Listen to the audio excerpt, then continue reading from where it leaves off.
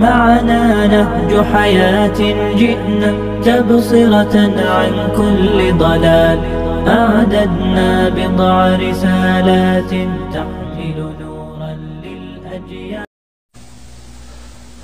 السلام عليكم ورحمة الله وبركاته. محترم ورونو، اوس به د معذوره انسان احکام درته بیان کم. اوله مسله، که د یو چا په بدن کې داسې زخم وو چې د دغه زخم څخه همیشه ویني یا نو راوتل، یا یو څوک په داسې مرض اخته وو چې همیشه یو څاڅکی بولي ځینې تویېدې، چې ودې ته په عربي کې سلس البول ویل کیږي، یا یې همیشه بادونه جاري وه چې دا د ځینو اپریشنو وروسته دغسې کیفیتونه و ځینو انسانانو ته پیښیږي، یا یې همیشه د پزې څخه وینه بهېدل و داسې شخص ته معذوره ویل کیږي. او د هغه حکم دا دی چې د هر فرضي لمانځه پر وخت به اودس تازه کوي، تر کومه وخته چې د دغه لمانځه وخت پاته وي دی هم اودس لري، او په هغه اوداسه سره هر لمونځ چې دی غواړي کولی سي، یعنی که فرضي وي که نفلي که قضایي. او کم وخت چې د هغه فرضي لمانځه وخت ووتی د اودس هم ماتیږي، او د بل لمانځه دپاره به بل نوی اودس تازه کوي. مګر هو که د دغه لمانځه په وخت کې بیله د عذره د اوداسه د ماتونکو څخه بل ماتونکی ورپېښ سو، اودس یې په ماتیږي، باید بل اودس تازه کړي. خو د دغه لمانځه په وخت کې فقط په هغه خپل عذر سره اودس نه ماتیږي. دوهمه مسئله، که یو معذوره سړي سهار یعنی تر سپېدو چاودلو وروسته اودس تازه کړي،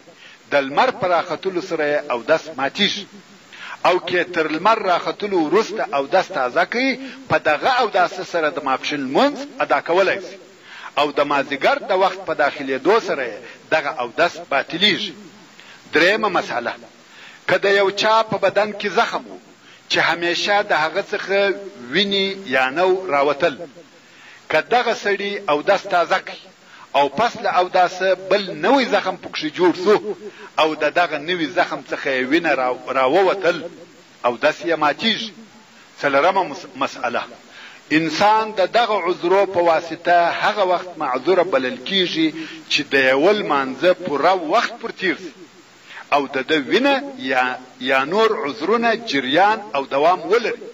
یعنی د لمانځه په ټوله وخت کې دونه موقع او فرصت نکي پیدا چې دی دې په اوداسه سره د هغه وخت لمونځ پکښې ادا کړي.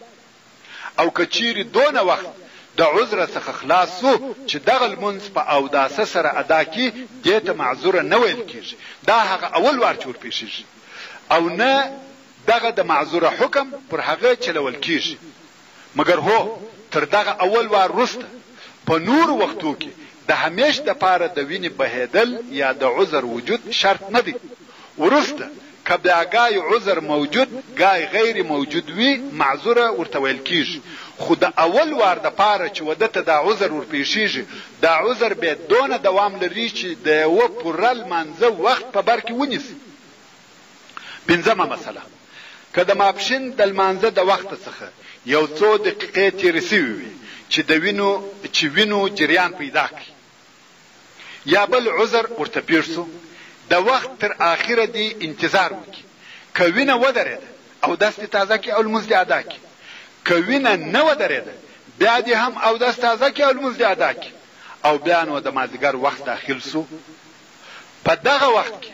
بیا هم وینه بهېدل، اوس نو د مازدیګر وخت قابل د اعتبار دی چې دی معذوره بلل کېږي که یا. اوس نو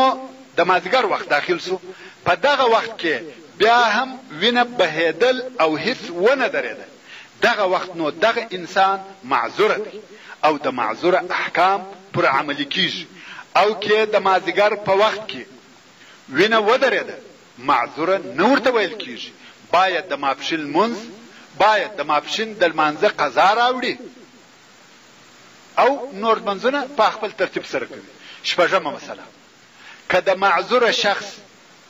ویني یا بولي یا بل شی د ده پر کالو توی سوه، نو دې دغه معذوره شخص وګوري، که دا ور معلومه وه چې د لمانځه تر تمامېدو د مخه